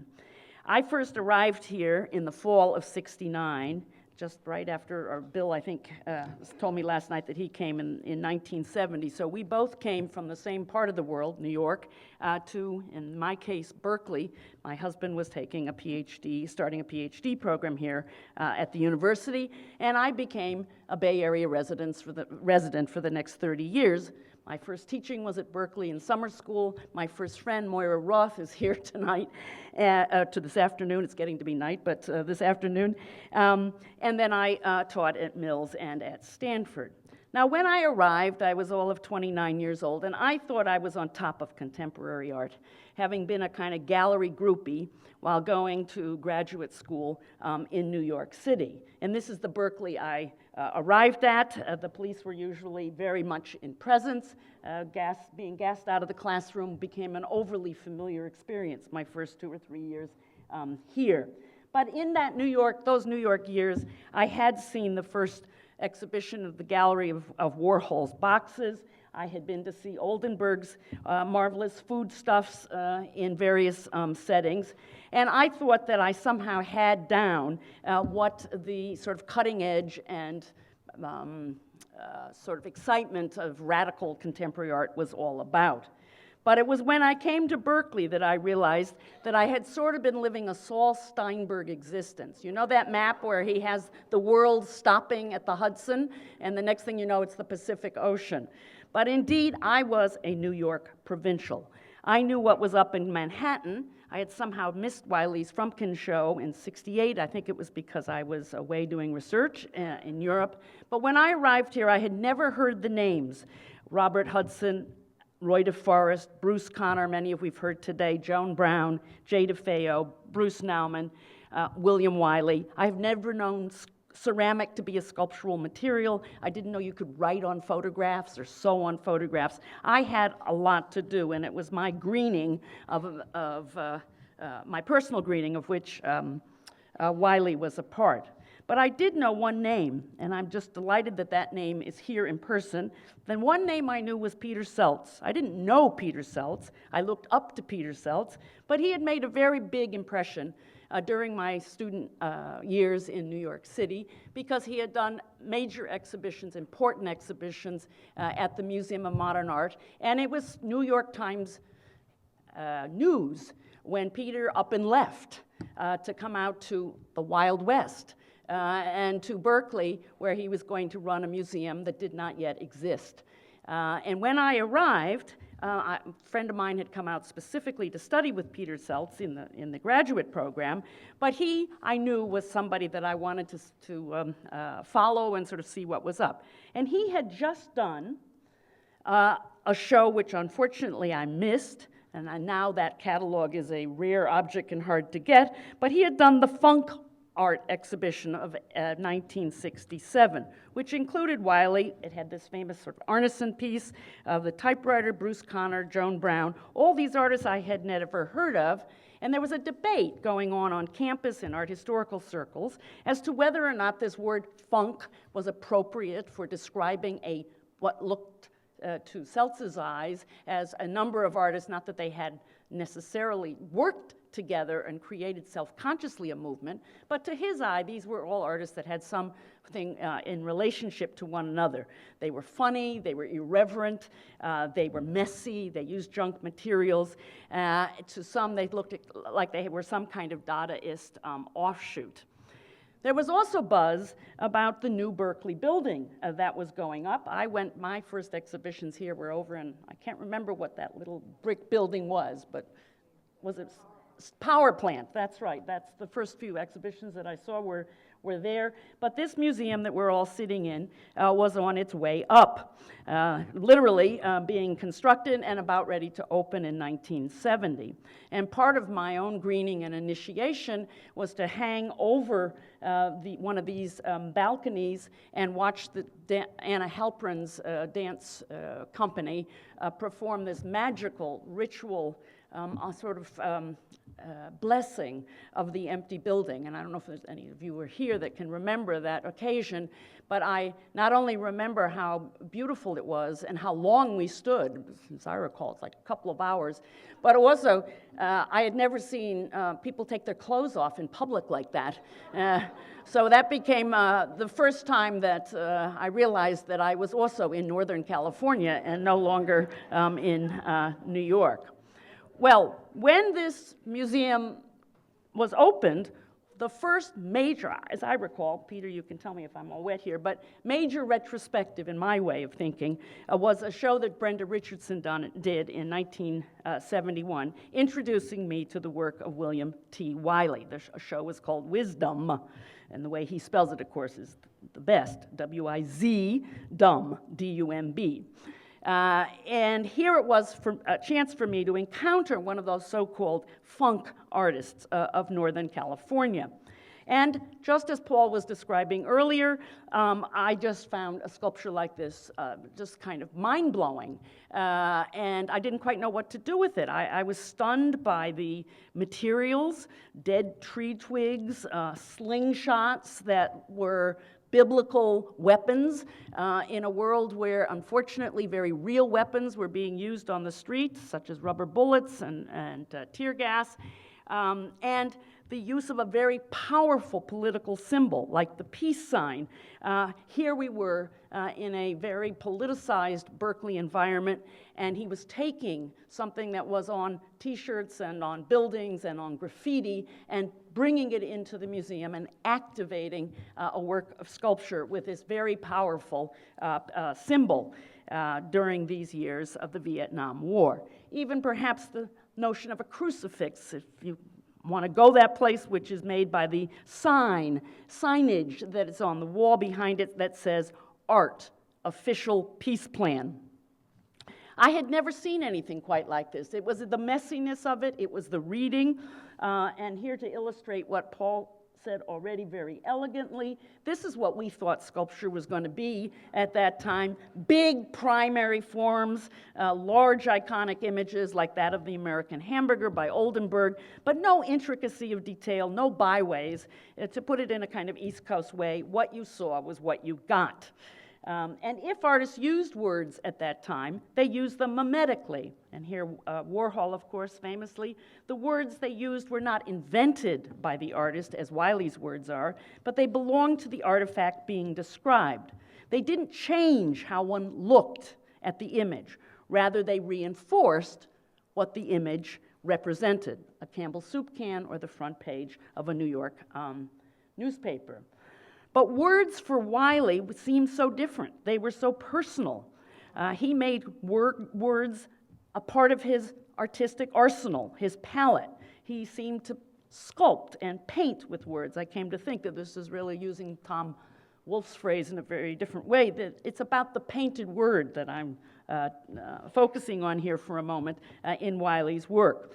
It's part of his material, but it's a part of his material that he owns, that he puts together with wood, leather, watercolor, paper, and canvas in ways that are so unique, so special, and so rich. And it is the way he uses words to mobilize the images that we as beholders have a cognitive experience, a psychological one, as we've been talking about today, and of course also an aesthetic journey. So what if we do for a moment, just take a quick thought experiment. What if you looked at this work, which is called Hide, as a state of mind, and what if you looked at it and you took away the words? What you would see would be a bird's eye view. Perhaps this is a landscape map. If you look closely, it seems to take on the shape of the United States. Florida somewhere down here, the East Coast, the big wild West. On the 2/3 of it is cliffs, rock, and growth. The right, I don't know if this is one of Wiley's condemnations of the East Coast or not, but it looks pretty cold and Arctic. Maybe desiccated and overpopulated from his position out here in the West. And surrounding this entire map, as one would expect, especially seeing it from a bird's eye view, is the sea, blue on one side and glacial and icy white on the other. And then on the blue sea bottom, right, a raft, really, afloat at sea. Now imagine that there's nothing more in this painting. It's a terrific landscape, beautifully crafted, verdant and mountainous in the west, cold and drained of natural life in the east, with a lonely sojourner at sea. But then what happens to the landscape when you begin to take in the words that are painted into this landscape as if they are natural parts of it, like animals or vegetable growth? The first thing, of course, you see is this little magnified figure down here, as if he has zoomed in, a figure that's Native American, falling back on his heels, stunned by what he can see ahead of him or behind him. And around him are the words, and it's a very, again, familiar set of words, but in a very unfamiliar place. God only knows what we were expecting. Suddenly, this landscape takes on new meanings. It's not just a map of the United States, it's the map of a homeland of Native Americans, or at least once was. And then you follow the banner and the staff here.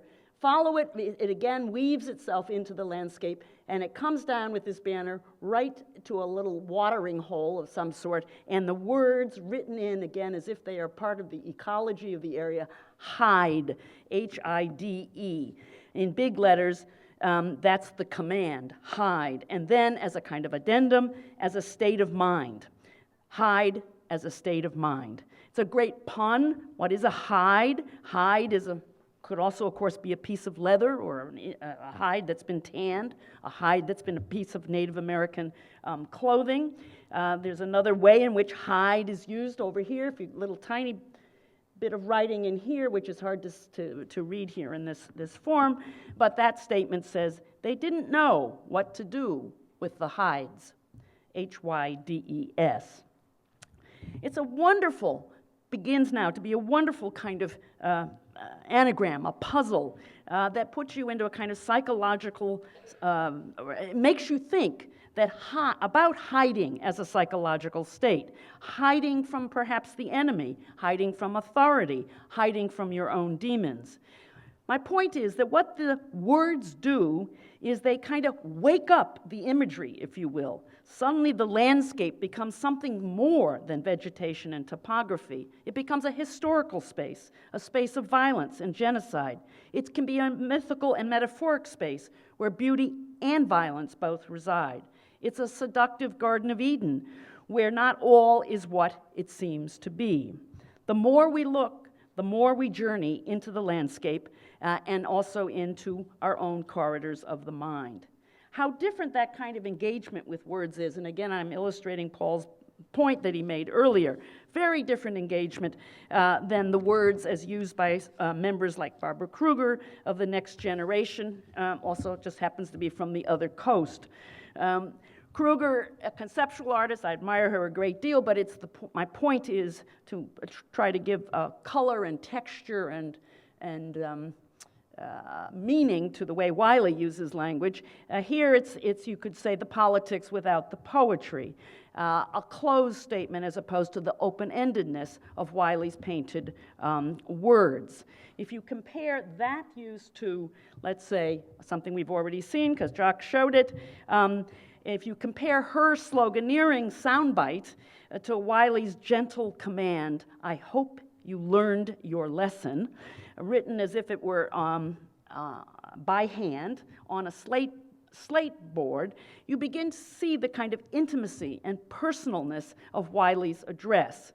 You could think of this as, well, as we learned earlier from Jock, is exactly what I had written down. It's a kind of wonderful statement that a teacher might say to a student. It also could be a very authoritative statement that a teacher would say to a student, or a parent to a child. And it's done in two different kinds of calligraphy. For the generation that we've been talking about, the circa 70-year-olds, how did we learn our block letters and cursive script? But by our teacher on lined lines on a blackboard, telling us and teaching us how to do our ABCs. And he's got both the block letters and cursive here. He, of course, and this charms any art historian's heart, is when we find artists that actually pay attention to older art, particularly what we study. And John Haberle's wonderful slate, which is in the de Young Museum, which is, again, it's a trompe-l'oeil painting. It's a painting where what you see is not what you get. In fact, all of that is painted foolery, fooling of the eye.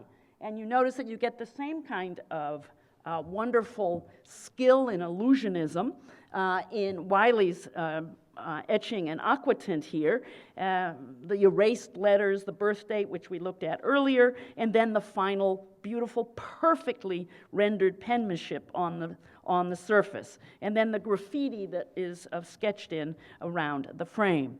It's a very accomplished piece of drawing. It's aesthetically pleasing. But the work doesn't wallow in its own technical competence, its damn good realism. It asks so much more of us, of the beholder, if we in fact do some slow looking. We have to read to complete this work, and we have to think. The statement is so familiar. It's trite even. I hope you've learned your lesson. But when you put that on a slate board and you put it in an art museum, no longer in a primary grade school room, the new context makes the familiar unfamiliar. I hope you have learned your lesson. Well, what lessons, you want to ask yourself? Is art about learning lessons? And the mental journey is already begun. The artist commanding us in his folksy philosophical way to think about our own presumptions about art in the museum. What's it all mean? One of the great things about Wiley's art is its down-home intimacy. You feel the artist is in the room with you. He feels like your friend. This is his handwriting. It's his use of everyday colloquialisms, his puns, his California lived-in landscapes. His address is so personal and so accessible, without pretense, without airs, without specialized art talk that only other artists and art historians and critics can understand. All he asks of you is to slow down, do some looking, walk with him on these imaginary word-image journeys that can move one back into history, into the present moment of wars and global warming, into a future which just might be brighter. And as you walk with him, there will always be laughs and wisdom along the way. This is the Wiley who at the airport lets me know where I'm at. Whoa, dude, this ain't JFK, this is SFO. Wiley speaks Northern Californian. Slow down, get off the fast lane, get into the void where there's sunshine, fresh air, and everyday poetry along with some gentle politics. It's a very rare airport gate that locates you so quickly, so securely, and so pleasingly.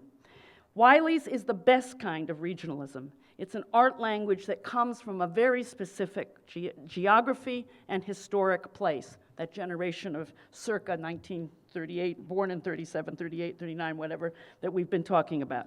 Thank you, Wiley Will, for letting us walk your talk. What's it all mean?